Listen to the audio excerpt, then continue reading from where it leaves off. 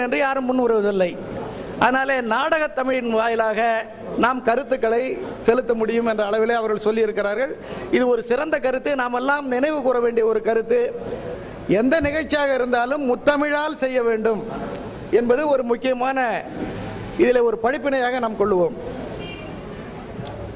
அடுத்து எதை சொன்னாங்க? மாணவிகளுக்கு நினைவு பரிசு கொடுக்கிறதா சொன்னாங்க. P Pragatheeswari, P Kavya, V Sridevi,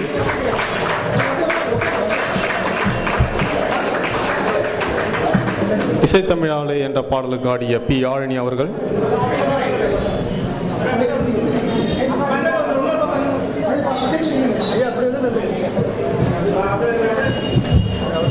நடனமாடினார் என்ற பாடலுக்கு ஆடிய எஸ் மோனிஷா, எஸ் ஆஷில், சாரல் என்ற பாடலுக்கு நடனமாடி நம்மை மகிழ்வித்த V Gunasavithri, S Monica, R Divya, P Krithika, R Jayasankari, C Nandini மற்றும் பி சுகதர்ஷினி அவர்களுக்கு நினைவு பரிசு அளிக்கிறார்கள்.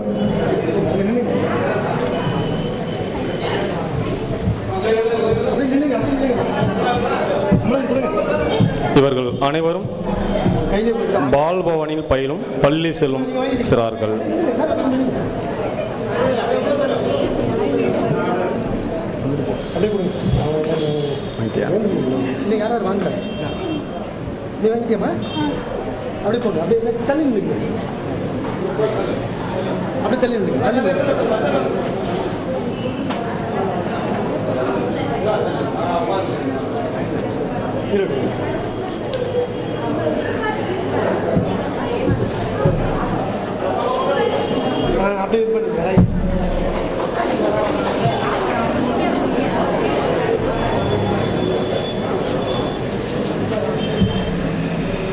இந்த அருமையான நாட்டிய நிகழ்ச்சியை இந்த மாணவர்களுக்கு சொல்லிக் கொடுத்து இந்த மேடையில் அரங்கேற்றிய நடன ஆசிரியர்கள் திருமதி பங்கஜவல்லி கிருஷ்ணன் அவர்களையும் திருமதி சிவசங்கரி அவர்களையும் அன்போடு மேடைக்கு அழைக்கின்றோம் நினைவு பரிசு பெற.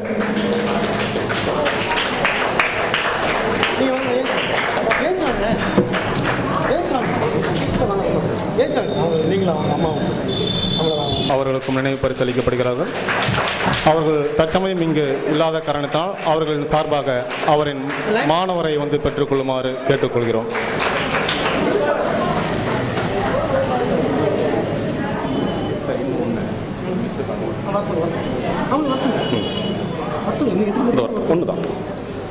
திருமதி தாலியா சகாராஜ் அவர்களுக்கு நினைவு பரிசு அளிக்கிறார்கள். அவர்களின் சார்பாக அவரின் மாணவர் பெற்றுக்கொள்கிறார்.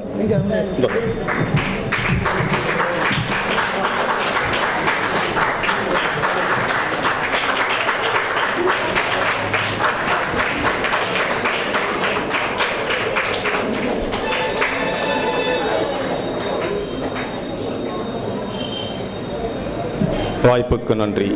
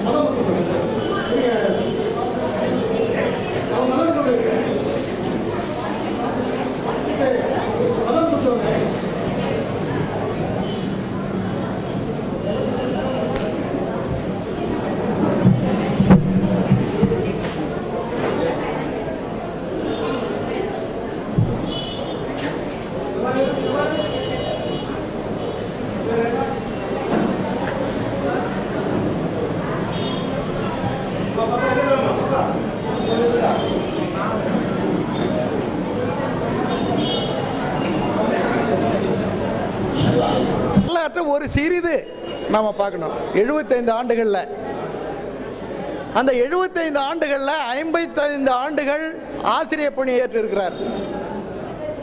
அது ஆசிரியர் பொன்விழா.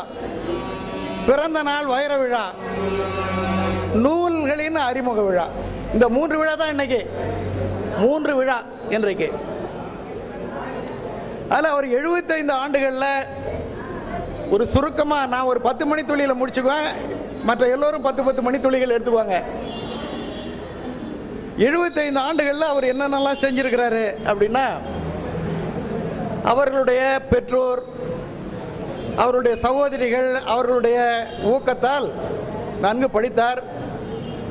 படிக்கிற போதே அவருக்கு, அவர் ஏன் பன்னீர்செல்வம் மற்றவர்களை காட்டிலும் கொஞ்சம் வித்தியாசமாக இருக்கிறாருன்னா, படிக்கிற போதே அவருக்கு ஒரு உணர்வு இருந்தது. என்ன? மொழி உணர்வு. 2வது இசை உணர்வு. 3வது நாட்டிய உணர்வு, நாடக உணர்வு. அப்போ முத்தமிழிலும் அவருக்கு சின்ன வயசுலேயே உணர்வு இருந்திருக்குது. அது அவரே எழுதியிருக்கிறார். 12 வயதிலிருந்து 15 வயது வரையில் அவர் நாடகம் எழுதியிருக்கிறார், நாடகத்தில் நடிச்சிருக்கிறார், நல்லா பாடுவார். நடிக்கிற போது அவருக்கு ஒரு ஆசை, பெண் வேஷம் போடணுன்னு அதையும் போட்டிருக்கிறார். எனவே இப்படி படிக்கிற போதே அவருக்கு அந்த துடிப்பும் உணர்வும், ஏன்னா உணர்வு தான் ரொம்ப முக்கியம்.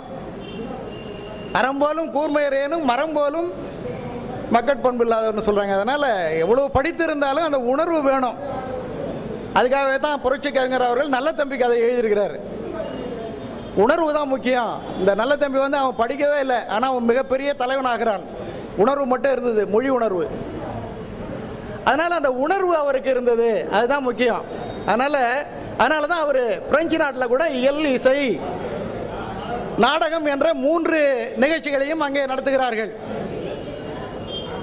அதில் ஒரு முக்கிய கருத்தை இங்கே சொல்றாங்க, உலகத் தமிழரை உருவாக்குவோம், உலகில் அமைதியை கருவாக்குவோம் என்ற ஒரு கொள்கை லட்சியத்தோடு 1995 பிரான்சுக்கு சென்று தமிழர் கல்விக் கழகத்தை அவர் ஏற்படுத்தினார். அதுக்கு முன்னால இங்கே இருந்த போது என்னென்ன செஞ்சார் அப்படின்னு கொஞ்சம் பார்ப்போம். இங்கே இருந்த போது நன்கு படித்தார், முத்தமிழையும் அவர் பயின்றார், பிறருக்கு பயிற்றுவித்தார், நாடகம் எழுதினார், நடித்தார், இசையோடு எந்த விழாவாக இருந்தாலும் இசையில் பாடுவார். இப்படி முத்தமிழையும் அவர் பயின்றார். அதற்கு பின்னால ஆசிரியராக ஆனார். ஆசிரியராக ஆகிற போதே மிகச்சிறந்த நல்ல ஆசிரியராக, பொறுப்புள்ள ஆசிரியராக, மாணவர்களிடத்திலே நல்ல பெயர் எடுத்த ஆசிரியராக, மிகச்சிறப்பான ஆசிரியராக ஆனார். எவரெவரோ பெற்றெடுத்த பிள்ளையெல்லாம் தன் பிள்ளை என்று எண்ணி சுவரடையில் மரநிழலில் துயரற்ற வாழ்க்கையிலும் தோய்ந்த அன்பால் அவரவருக்கு ஏற்றார் போல் அறிவூட்டிய நல்ல ஆசிரியராக இருந்தார். எங்கள் ஊரிலே கூட அவர் பணியாற்றினார். அவருடைய மாணவர்கள் இன்றைக்கும் அவருடைய பெயரை சொல்லிக் கொண்டிருப்பார்கள். அப்படிப்பட்ட ஒரு சிறந்த ஆசிரியர். அடுத்து ஆசிரியர் பணி செய்து முடித்த பின்னாலே அவருடைய துணைவியார், மிக அன்பிற்சிறந்த துணைவியார் கிளேரா அவர்களும் ஆசிரியர் தான். எங்களுக்கு முன்னாலே ஒரு 2 ஆண்டுகள் முன்னாலே படித்துக் கொண்டிருந்தார்கள் பன்னீர்செல்வம் அவர்களும் புலவர் தேவிதாசன் அவர்களும்.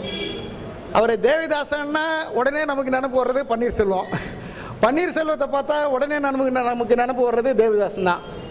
இப்படி 2 இணை பிரியாத நண்பர்களாக, அந்த மாதிரி நான் இப்போ யாரையுமே பார்க்கல. யார் அந்த மாதிரி 2 பேரும் ஒன்றா இணை பிரியாத இருந்தவங்கள நான் பார்க்கல. அவங்க தான் இவரை பார்க்குற போதே அவர் நமக்கு மனத்திரையில் வருவார், அவரை பார்க்குற போது இவர் மனத்திரையில் வருவார். இப்படிப்பட்ட ஒரு சிறந்த நண்பர்களாக இருந்தார்கள்.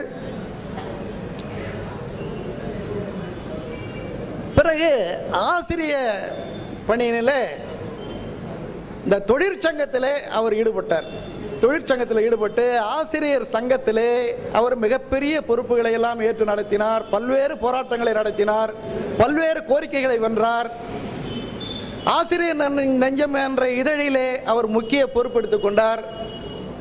இப்படி அவர் ஒரு பெரிய, மற்ற ஆசிரியர் சங்கம் மட்டுமல்ல பிற சங்கங்களுடைய போராட்டங்கள், நியாயமான கோரிக்கைகளை வென்றெடுக்கிற நிகழ்ச்சிகள் எல்லாவற்றிலுமே அவர் கலந்து கொண்டார். இப்படி அவர் எல்லா இடங்களிலேயும் அவர் இருப்பார்.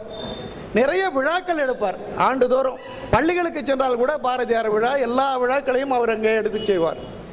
எனவே மாணவர்களுக்கு ஒரு நல்ல ஆசிரியராக இருந்தார். நண்பர்களுக்கு ஒரு நல்ல நண்பராக இருந்தார்.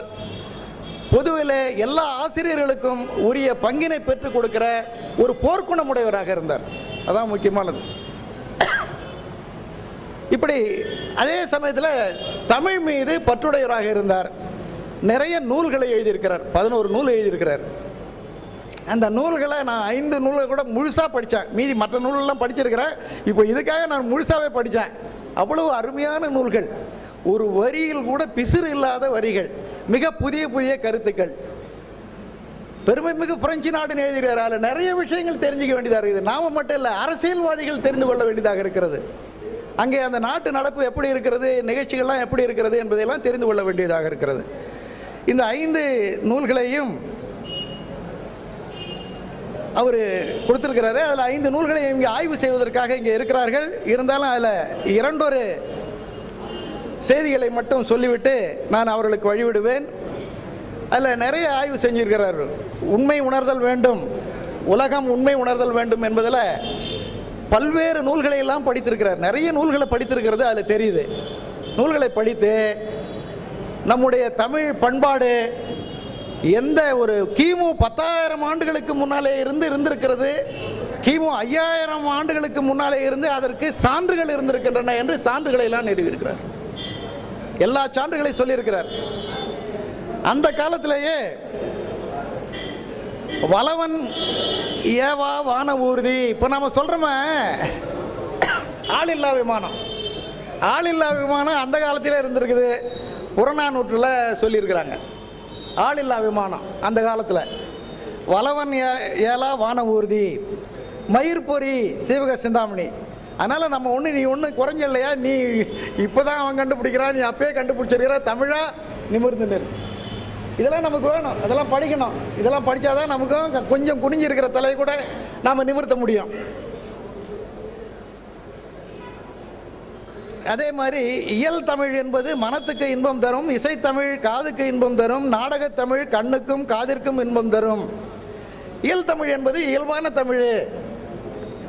இதோட இசையும் தாளமும் சேர்ந்தா அது இசைத்தமிழ். எவ்வளோ எளிமையாக பாருங்க. இதோடு இசையும் தாளமும் சேர்ந்தால் இசைத்தமிழ், இதோட ஆட்டமும் சேர்ந்தால் அது நாடகத்தமிழ். முத்தமிழுக்கு ஒரு அருமையான இலக்கணம் கொடுத்துருக்காங்க. அதே மாதிரி அவர் ஒரு நல்ல ஆய்வு செஞ்சிருக்கிறார் பாருங்க. அது ஒரு முறை ஆரிஃபியான் கூட ஒரு இடத்துல சொல்லியிருக்காரு. அதுக்கு நம்ம பண்டித திருமுருகன் அவர்கள்லாம் கூட எதிர்ப்புலாம் சொல்லியிருக்கிறாங்க. அதில் இவரும் சொல்லியிருக்கிறாரு, தமிழுக்கு சமணர்களும் புத்தர்களும் ஆங்கிலேயர்களும் பிரெஞ்சுக்காரர்களும் முஸ்லீம்களும் கிறிஸ்தவர்களும் ஏன் இன்னும் மற்றைய பிறமொழிக்காரர்களும் ஐரிஷ்காரரும் எல்லாரும் தமிழுக்கு நிறைய செஞ்சிருக்கிறாங்க. ஆனால் அந்த தமிழர்கள் மட்டும் தன்னடக்கம் காரணமாக, அப்பொழுது இருந்தே அவையடக்கம் காரணமாக அவர்கள் அதில் ஒரு போர்க்குணம் இல்லாத காரணத்தினால அவர்கள் பின்னாலே இருக்கிறார்கள் என்று ஒரு கருத்தை சொல்லியிருக்கிறார். அதுக்காக வாணிதாசன் அவர்கள் கூட சந்திரகுப்தரும் சமுத்திரகுப்தரும் வந்தறியாத செந்தமிழ்நாடு என்ற ஒரு பாடலை சொல்லியிருக்காரு. அடுத்து உண்மை வரலாறு காவிரி கரையில இருந்து தான் தொடங்க வேண்டும், கங்கை கரையில இருந்து தொடங்கக்கூடாது என்பதை வலியுறுத்தியிருக்கிறாரு. சமஸ்கிருதம் என்பதற்கு சமைக்கிருதம், சமைக்கப்பட்ட கிருதம். எதால சமைக்கப்பட்டது, அதுக்கு என்ன காய்கறி, தமிழும் கோண்டா மொழிகளும் தான். இது ரெண்டையும் வச்சு தான் சமைச்சிருக்கிறாங்க. அதான் சமைக்கிருதம் சமஸ்கிருதம் என்ற கருத்தை சொல்லியிருக்கிறாரு. அதே போல திராவிட நாகரிகம் என்பது ஏதோ இந்த ஒரு 5 மாநிலத்துக்குள்ள மட்டும் இல்லை. திராவிட நாகரிகம் என்பது பாகிஸ்தானை தாண்டி ஆப்கானிஸ்தான் வரையில திராவிட நாகரிகம் பரவி இருந்தது. மொஹஞ்சதாரோ ஹராப்பா போன்ற பஞ்சாப்ல இருக்கிற நகரங்கள்லாம் கூட அதில் வந்திருக்கிறது. அதை தாண்டியும் பாகிஸ்தான் ஆப்கானிஸ்தான் வரையில சென்றிருக்கிறது என்ற கருத்தை எல்லாம் சொல்லியிருக்காங்க. அதோட மிகச்சிறந்த நாகரிகம் மிக்க மொழிகள் என்று எகிப்து, கிரேக்கம், லத்தீன், ஈபுரு, சுமேரியா, பாலி, பிராகிருதம் இதெல்லாம் இன்றைக்கு இருந்த இடம் தெரியாமல் போயிருக்கிறது. தமிழ் மட்டும் சிறப்பாக இருப்பதற்கு காரணம் அதில் மிகச்சிறப்பான பொருள் இலக்கணமெல்லாம் இருக்குது என்றெல்லாம் சொல்லியிருக்காங்க. நம்ம இது போல் நடத்திட்டோம். இப்பொழுது இதோடு என்னுடைய தலைமை உரையை முடித்துக்கொண்டு உலகம் உண்மை உணர்தல் வேண்டும் என்ற தலைப்பில் கலைமாமணி கல்லாடனார் அவர்கள்லாம் மிகச் சிறப்பாக பேசக்கூடியவர்கள். ஆனால் நமக்கு ஒரு சோதனை காலம் 10 மணி துளி தான் கொடுக்க வேண்டியதாக இருக்கிறது. அதற்குள்ளே அவரை முடிக்க வேண்டுமா அன்போடு கேட்டுக்கொள்கிறேன். வருக என்று வரவேற்கின்றேன்.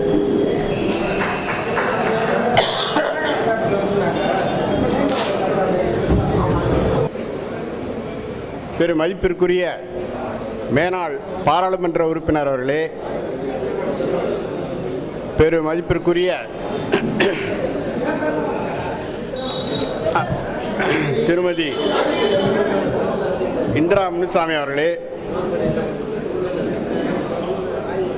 மேடையிலே வீற்றிருக்கும் புலவர்களே, அவையிலே வீற்றிருக்கும் சான்றோர்களே, பெரியோர்களே, தாய்மார்களே, நண்பர்களே, அனைவருக்கும் என்னுடைய பணிவான வணக்கத்தினை உரித்தாக்குகின்றேன். உலகம் உண்மை உணர்தல் வேண்டும். இந்த அரிய நூலை அறிமுகம் செய்வதற்கு வாய்ப்பளித்த இந்த விழா குழுவிற்கு என்னுடைய நன்றி உரித்தாக்குகின்றேன்.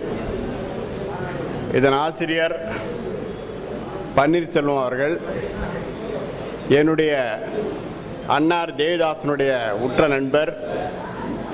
சிறுவயது முதல் நான் அவரை அறிவேன். அவர்கள் அலையெடுத்த நீள்கடலும் வானும் கொஞ்சும், அலையெடுத்த நீள்கடலும் வானும் கொஞ்சும், அழகெடுத்த இளமுகில்கள் அடையும் தஞ்சம், கலையெடுத்த மாடங்கள் உயர்ந்து நிற்கும், கவின்புதவை பெரும்புலவர் பன்னீர்செல்வம். கவின்புதவை பெரும்புலவர் பன்னீர்செல்வம் அவர்கள் புதுவையில் பிறந்து, புதுவையில் வளர்ந்து, புதுவையில் பயின்று, புதுவையில் பணியாற்றி தற்போது பிரான்சிலே தமிழ்ப்பணி செய்து கொண்டிருக்கின்றார். அவரை பாராட்டுகின்றேன். வெளிநாட்டிலே சென்று நம்முடைய தமிழோசையை பரப்பிக் கொண்டிருக்கின்றார். இன்று அவர் பவள விழா காண்கின்றார். அவரை வாழ்த்துகின்றேன். பொன்னி போல் வாழ்க பொலிந்தே என்று வாழ்த்துகின்றேன். இன்னும் 100 ஆண்டிரும் என்று வாழ்த்துகின்றேன்.